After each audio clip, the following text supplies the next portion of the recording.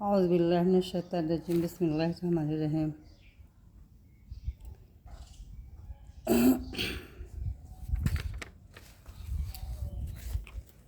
مقام عبرت حق تعالی شانہ کیسے رحیم و کریم ہے اور اپنے بندوں پر کیا عنایت فرمانے والے ہیں۔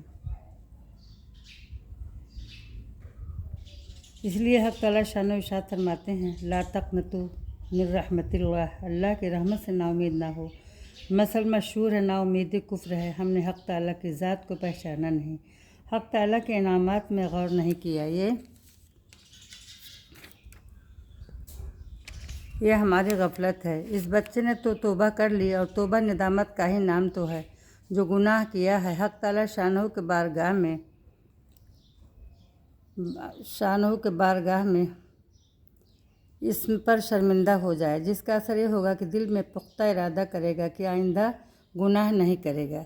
دل میں جب آئندہ نہ کرنے کا پختہ ارادہ ہو تبھی توبہ ہوگی، ورنہ صورت توبہ تو شاید ہو جائے، حقیقت تو یہ نہ ہوگی، اور جیسا گندہ تھا ویسا ہی رہ جائے گا۔ اس بچہ نے ایسی توبہ کی کہ حضرت حسن بصری کو بھی تنبیہ خواب میں کی گئی، اور توبہ جس نے صدق دل سے کر لیا ویسا پاک صاف اور ستھرا دھلا دھلایا ہو جاتا ہے، گویا اس نے گناہ کیا ہی نہ تھا۔ التائب من الذنب کمن لا ذنب لہ، پھر تو اللہ کا ولی وہی ہو گیا۔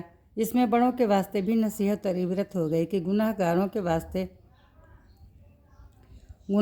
کے واسطے استغفار سے گریز نہ کرے، بلکہ دل میں تقاضا اور داعیہ معجزن ہونا چاہیے کہ کوئی مسلمان جہنم میں نہ جائے۔ اس کے واسطے دعا استغفار کر کے اس کے مدد اور امداد کرنا چاہیے، اور استغفار تو گناہی کی وجہ سے ہوا کرتا ہے۔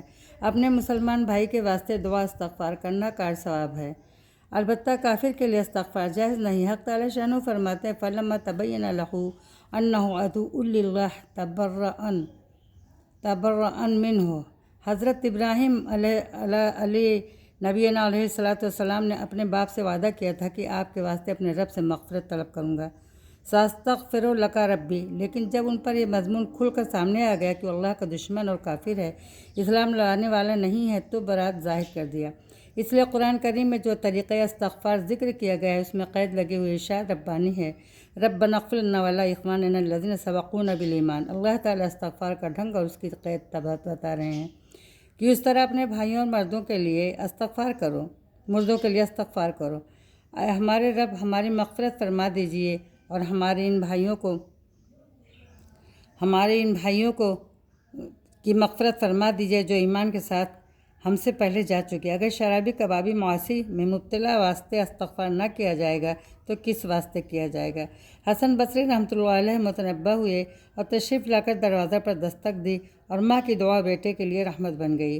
ماں کی ممتا اور ماں کی قربانی بچے کو مرتے مرتے جہنم کے راستے سے نکال لے گئی اور جنت کا مستحق بنا دیا۔ اللہ نے ماں کا دل ہی کچھ ایسا بنایا ہے، کسی وقت بھی اللہ کی رحمت سے نا امید نہیں ہونا چاہیے۔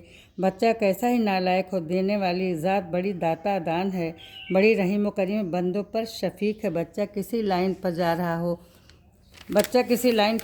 ہو، حقوق تربیت کی حد الوسع رعایت کرتے رہیں، اور کسی آن اللہ کی رحمت سے نا امید نہ ہوں اور مایوس ہو کر دعا نہ چھوڑیں۔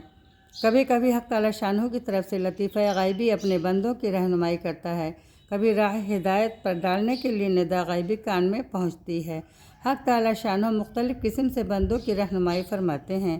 رویائے صالحہ کے ذریعے رہنمائی ہوتی ہے، البتہ خواب صرف نبی کا حجت قطعیہ ہوتا ہے اور وحی کا درجہ رکھتا ہے، غیر نبی کا خواب حجت نہیں ہوا کرتا۔ اتباع کے واسطے شریعت کے احکام کافی ہیں۔ اب خواب پر کسی حکم کا مدار نہیں ہے، خواب اصغاث احلام بھی ہوا کرتے ہیں، تخویف شیطانی بھی ہوا کرتے ہیں، مبشرات بھی ہوتے ہیں۔ حضرت حکیم الامت مولانا شاہ اشرف علی تھانوی رحمۃ اللہ علیہ اکثر فرمایا کرتے تھے خواب کی باتیں کیا کرتے ہو، بیداری کی باتیں کرو، محض خوابوں کے چکر میں